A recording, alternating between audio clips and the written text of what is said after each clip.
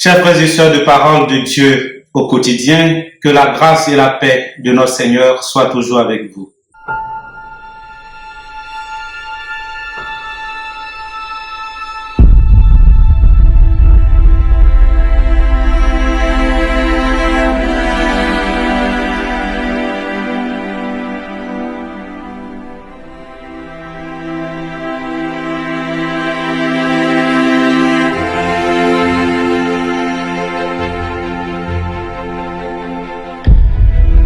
Frères et sœurs, aujourd'hui 13 mai, nous célébrons la mémoire des apparitions de Notre-Dame de Fatima, un événement qui nous invite à réfléchir sur la protection divine de l'Église et sur notre propre fidélité au Christ.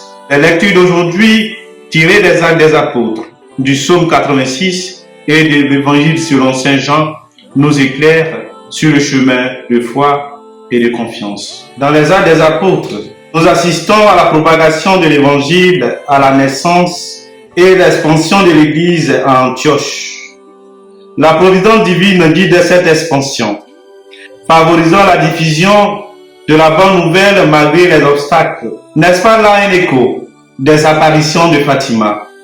La Vierge Marie apparaissant à des jeunes bergers, n'est-elle pas une manifestation de cette même providence, guidant l'Église vers un avenir meilleur à Antioche?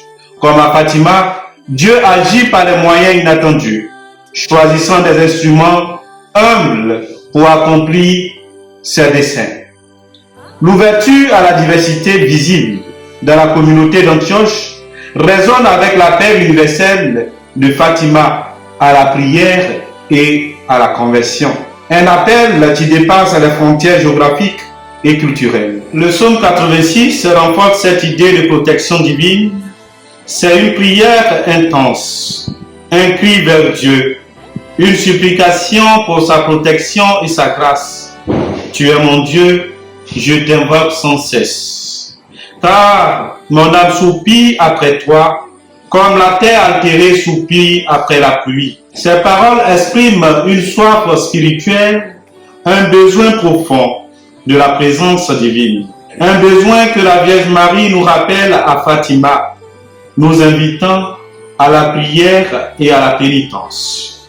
L'appel au repenti, l'invitation à une vie plus conforme au commandement divin sont les éléments essentiels à cette relation intime avec Dieu dont le psaume témoigne si intensement. Enfin, l'Évangile selon Saint Jean nous parle de l'unité avec le Christ, de cette relation profonde et protectrice qui unit à notre berger.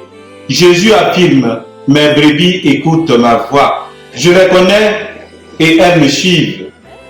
Cette image des bergers et de ses brebis est une image forte qui nous rappelle la protection maternelle de Marie, présentée à Fatima comme un guide et une protectrice de l'Église. L'unité avec le Christ, dont par Jésus est le but ultime de notre vie chrétienne.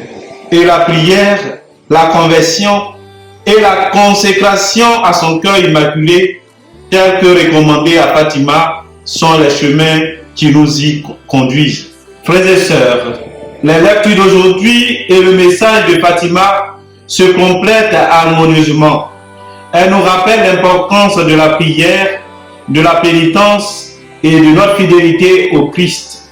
Comme l'Église à Antioche, nous sommes appelés à proclamer l'Évangile avec courage et confiance, soutenus par la protection maternelle de Marie. Que son intercession nous guide sur notre chemin de foi, nous conduisant vers l'unité avec le Christ, notre berger, notre seul sauveur. Amen. Pour les personnes qui ne sont pas encore abonnées à la page officielle, n'oubliez surtout pas de vous abonner. Merci et que Dieu nous garde.